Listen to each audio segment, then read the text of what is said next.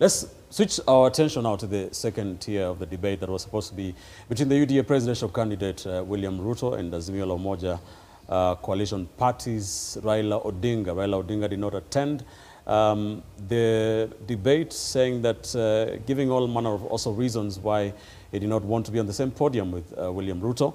Ruto was there and he gave his account to Kenyans. There was a very well-moderated debate there. Let's listen to what some of the things he said. Let's start with what he said about the issue of Kenya's public debt. It is reckless for anybody to say we cannot pay our debts. I believe that we have what it takes to pay our debts. What I would do on matters to do with the debt, we have a plan as Kenya Kwanza on how to manage debt. Number one, we have said we will first slow down, put the brakes on borrowing. Number two, we will put brakes on unbudgeted projects. In fact, that is the biggest source of our problem. Projects that are not within the budget, so that we cannot keep our fiscal deficit at what we have committed, 5% or 5.9%. Number three, we need to raise our revenues. And I have said openly that we have areas that we believe that we can raise our revenue. All right, we have 5 minutes to talk about this particular issue. Mark, let me begin with you. The DP, the UDA presidential candidate, was given a chance to articulate his plan in as far as Kenya's public debt is concerned. He was also grilled about what he has done about it because he has been in government for the last 9 years or so. Were you satisfied?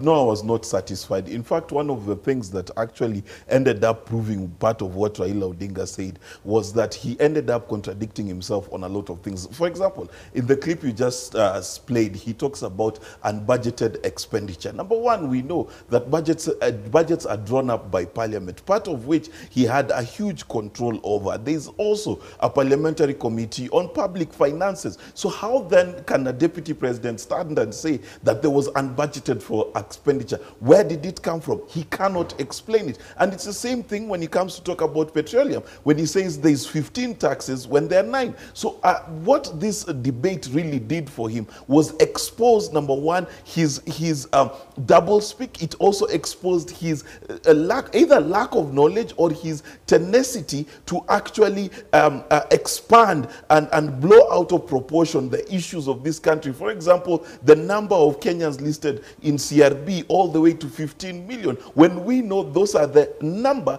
of accounts with defaults. That is not the same as the number of Kenyans in default. So such issues, which again, we must reiterate here, that people who have debts less than 5 billion was struck out of CRB. So this debate, what it did for William Ruto, it allowed him to a lot of rope by which to hang himself. And there are many issues upon which he contradicted himself, and also the issues that he did not want to discuss about land and things like that were brought to the fore simply because I think there was just enough time to do so.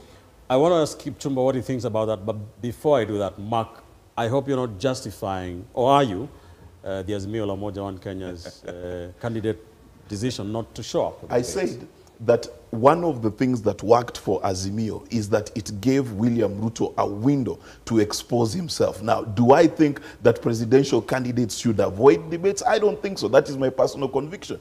But did it work in favor of Azimio? Did it bring out what Azimio wanted? Yes, it did. We'll get to that later. Kipchumba, what is your take on Mark's assessment of William Ruto's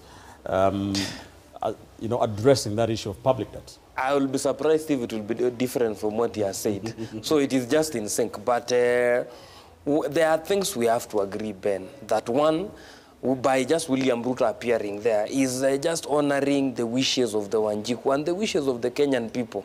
We might not have the empirical data on how much a debate influences the politics of the day, but we know that Kennedy beat Nixon because of a debate. He went to a debate as an underdog. He left the debate on top of the things, and that changed the American vote then. But locally here, we might not have the empirical data to say how much the debate influenced. But as to what Mark has said, you need to understand and realize that when you read the Kenya Kwanza manifesto, we have taken a lot of time to appreciate the issues. And it is because we went to more than 200 sittings, the economic forums, to listen to Kenyans of different walks and lives on how they want us to move forward from where we are. And what most Kenyans said were, end these high capital projects and just put brakes in the borrowing and go and get a way of renegotiating some of these debts. Okay. We are not saying we will not honor any debt that Kenya or we have undertaken as a nation, but what the people wanted was renegotiate some of this so that we can have some room to allow the economy and other things to take place. Secondly, in terms of our debt, you have to understand that our debt, there is the local borrowing that we have done in the local market, which since the handshake came in, has nearly doubled. Right. And that goes a long way to arm the local market, because if the government is competing with Mark Bichachi and Kipchumba Karori to get money, it means that the banks locally or the local lenders will give it to the government because it's more secure than a normal Kenyan. So at the end of the day, what the Kenya Kwanza plan has outlined in terms of debt repayment and how to manage debt. And that's why the steps we have put forth is to make sure that we are not saying the moment William Ruto takes oath of office, we will stop borrowing. We are saying we will put brakes, which means we take cognizance of the place the economy is. Well said. All right.